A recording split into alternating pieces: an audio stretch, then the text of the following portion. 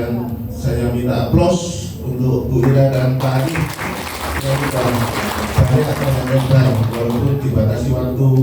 Terima kasih. Saya terima kasih Bapak Ibu sekalian yang hadir ya. Terima kasih juga. Perlu saya menggarisbawahi mulai awal dari pembinaan yang dikatakan Bu Ira, memang koperasi dalam hal ini badan yang mengelola keuangan memang harus dikenakan pajak, dan untuk kegiatan pribadi yang berfungsi pembayaran pajak memang harus diselesaikan tepat waktu sesuai aturan yang disesuaikan dari pihak pajak. Selanjutnya untuk suami harus punya NPWP.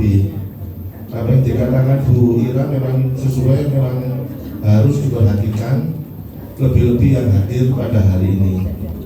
Untuk kegiatan istilahnya tanya jawab yang kurang jelas atau gimana, tadi dari Bu Ira sudah memberi kontak person. Pak Ari barusan saja juga meningkatkan, menyemangati untuk tetap komunikasi, biar tahu, biar ada hikmahnya kita Bapak Ibu sekalian datang hari ini. Sekali lagi aplaus untuk Mbak Ira dan Pak Ari ya. Terima kasih Bu, Pak Ari juga. Mensewu Mau tanya bisa? bentar Pak ya, sebentar saja, monggo. Tanya ke? Ya, berdua. Sebentar saja Pak ya. Ya.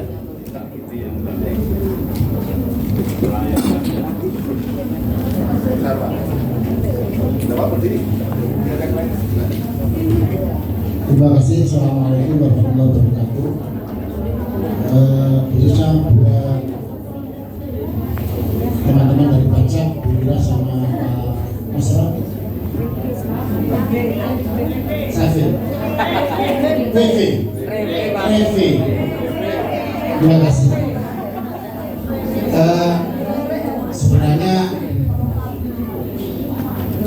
yang dipermasalahkan oleh teman-teman koperasi itu bukan teorinya ini. Saya yakin seperti itu. Bagaimana prakteknya koperasi yang notabene ini tidak sama dengan usaha lain seperti PT, CV, jelas berbeda. Sumber dana itu berasal dari anggota, oleh dan untuk anggota. Ya enggak? Ada juga yang prosesnya sudah keluar, artinya sudah keluar selain anggota. Nah di sini koperasi itu ada dua transaksi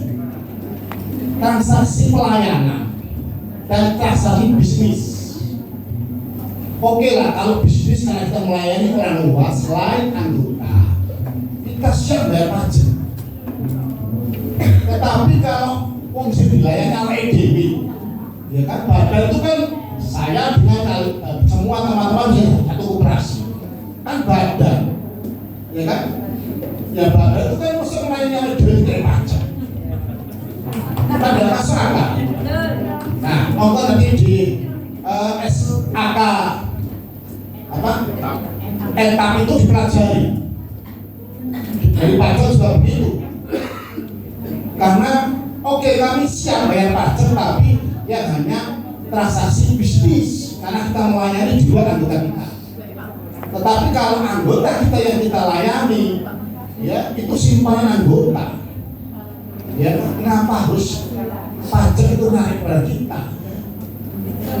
Ini tolong dijelaskan. Karena ada koperasi warna Belgia nanti jadi contoh. Karena untuk dari layanan tidak kena pajak. Tapi yang transaksi bisnisnya, yang itu kami siap bayar pajak kalau memang kita melayani di luar anggota kita. Ini bisa contoh nih, ini Pak Muhammad John terangkan tidak bayar pajak Pak untuk layanan. Terima kasih. Wassalamualaikum warahmatullahi wabarakatuh. Terima kasih, sungguh menggugah semangat bagi peserta Ibu dan Bapak sekalian. Terlebih-lebih ini PR buat Bu Ira sama Pak Arif. Tetap Pak ngapunten kontak person ya, soalnya sesuai jadwal sekarang ada narasumber dari Ibu yang terhormat Bu Ira mengganti. Nggih ngapunten Pak ya, nggih ngapunten Bu Ira, Pak Pak Arif ya, sekarang ada narasumber yang baru yang harus mengisi. Belum ada jawaban. Jawaban singkat aja, Pak. Jawaban singkat. Jawaban Ya, singkat. itu. Iya. Bapak siapa Pak? Pak Rifai. Pak Rifai, matur nuwun Pak Rifai. Pertanyaannya sangat bagus dan tadi sebenarnya sudah disampaikan sama Pak Fakih ya. Karena menurut mindsetnya memang di Kopassus ini ada dua usaha yang internal dan usaha yang eksternal. Nah, Bapak dan Ibu balik lagi bahwa apa yang dilakukan oleh para petugas pajak itu semuanya ada aturannya. Gak semena-mena datang gedor-gedor minta ini minta itu. Ada undang-undangnya. Dalam undang-undangnya setiap bagian dari negara yang memiliki penghasilan maka wajib memiliki NPWP. NPWP, saya bilangnya wajib memiliki NPWP. Apakah NPWP sama dengan membayar pajak? Tidak. Nah, keuntungannya yang Bapak dan Ibu bisa pegang, sistem perpajakan di Indonesia adalah self assessment. Artinya Bapak dan Ibu para pelaku usaha menulis sendiri, mencatat sendiri, menghitung sendiri usaha apa, bagian apa dari usaha Bapak Ibu yang Ibu anggap sebagai penghasilan. Jadi apapun yang dikenakan pajak adalah hasil dari catatan, tulisan, dan perhitungan Bapak dan Ibu sendiri.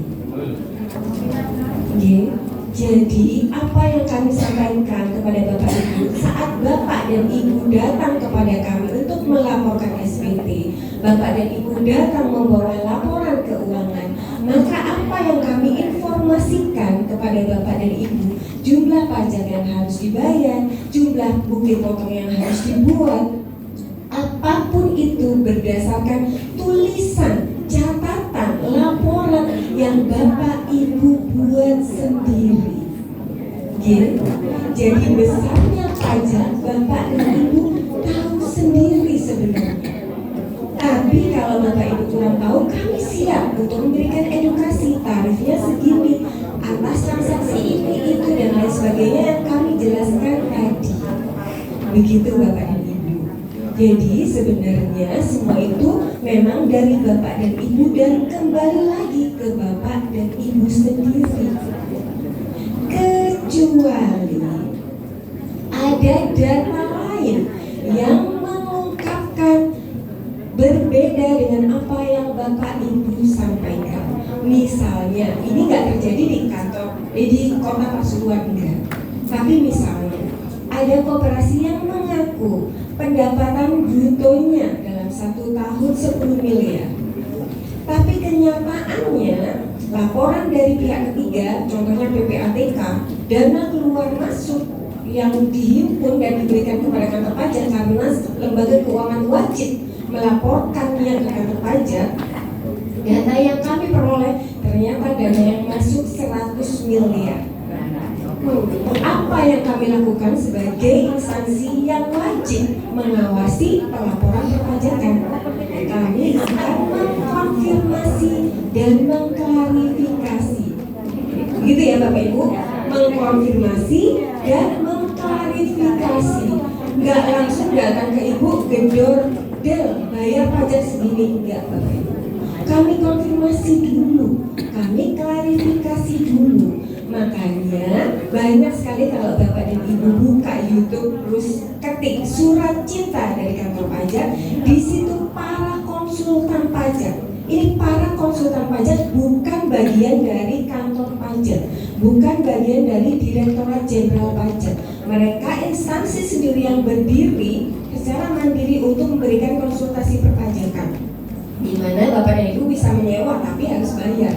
Karena kan mereka memang pekerjaannya memberikan konsultasi. Kalau Bapak Ibu nggak bayar, mereka makan apa? Nah, mereka ini mandiri, independen, nggak tergantung ke kantor pajak. Itu mereka akan memberikan pengertian bahwa Bapak Ibu nggak perlu takut kalau mendapatkan surat cinta dari kantor pajak, karena konfirmasi dan klarifikasi. Saat Bapak dan Ibu bisa menjelaskan perbedaan yang terjadi dari data pihak ketiga dan data yang Bapak Ibu miliki, maka masalahnya selesai. Asal sama, nggak ada yang ditutup-tutupi. Jadi kembali lagi, besarnya pajak yang Bapak dan Ibu lakukan bayar atau laporkan atau setorkan ke kantor pajak semua berasal dari catatan, tulisan, dan laporan dari Bapak dan Ibu sendiri. Ya, karena mohon maaf waktunya terbatas, jadi pertemuan kita, materi kita terpaksa memang diakhiri. Tapi tadi kami sudah berikan nomornya. Jika Bapak dan Ibu memang berkenan, misalnya nih Pak Agung, misalnya saja nih, kami berharap sih, tapi misalnya nih Bapak dan Ibu pengen gimana kalau ada acara yang praktek langsung gitu ya. Misalnya nih ya, misalnya Pak Agung berkenan ini contohnya, ada acara yang praktek langsung, jadi Bapak Ibu bawa laptop gitu, langsung nyambung ke internet, nyoba misalnya caranya bikin bukti potong PPh pasal 23 misalnya nih, udah bawa nih transaksinya, tapi saya masih pengen diajarin. Boleh Bapak dan Ibu, monggo diusulkan kita kerjasama lagi KPP dan Dinas Koperasi dan Usaha Mikro ini untuk mengadakan acara bersama yang kita sebut sebagai BDS. Makanya setiap kali kita bikin edukasi pasti kita bawa ini pelang ini, BDS ini Business Development System. Service ini artinya pelayanan kami dari kantor pajak untuk mendukung usaha-usaha yang sedang berkembang di kota maupun Kabupaten Pasuruan. Jadi kami selalu bahwa sebenarnya edukasi yang kami berikan itu merupakan dukungan kami bagi para pelaku usaha. Dan tidak hanya terbatas koperasi sih sebenarnya, kalau misalnya nih Bapak dan Ibu selain sebagai pengurus koperasi sebenarnya punya juga istilahnya asosiasi pedagang emas, asosiasi industri tembakau, perikanan, pelayaran, jenis itu industri mebel mungkin yang di Pasuruan. Misalnya nih asosiasinya minta edukasi khusus langsung praktek, nggak mau teori. Saya mau kalau teori ini saya mah asal di luar kepala misalnya gitu ya. Saya maunya praktek, boleh Bapak Ibu WA aja ke nomor kami, minta bagaimana kalau BDS. Tapi mohon maaf sekali kalau BDS memang kami nggak boleh pesertanya di bawah 50 Bapak Ibu. Jadi mohon maaf. Jadi saya ini harus lapor bahwa kami sudah memberikan edukasi itu karena tadi ada informasi dari Bu Sasti pesertanya 100 orang, makanya kita udah langsung bawa namanya BDS bahwa kita melakukan edukasi.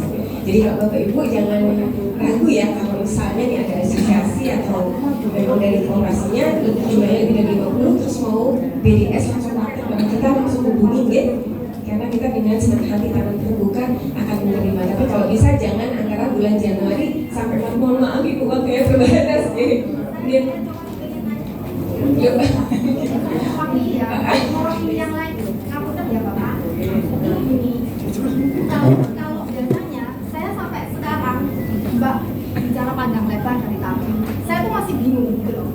Nah, kalau saya gini, saya ingin konsultasi, ya, kan otomatis kalau manusia WA itu kurang apa ya, terpatu. Belum nanti kita ngomongnya langsung ketik-ketik capek ya Mbak.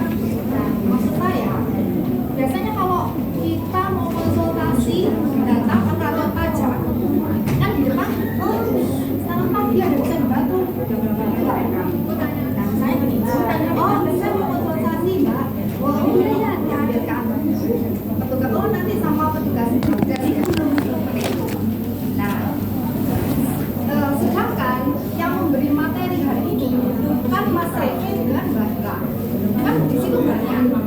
Kalau seandainya saya gini untuk menyambung pembicaraan hari ini, mungkin besok atau besok lusa gitu, saya datang terus saya pengennya dilayani Mas Revi atau Mbak Ila gitu, bisa nggak?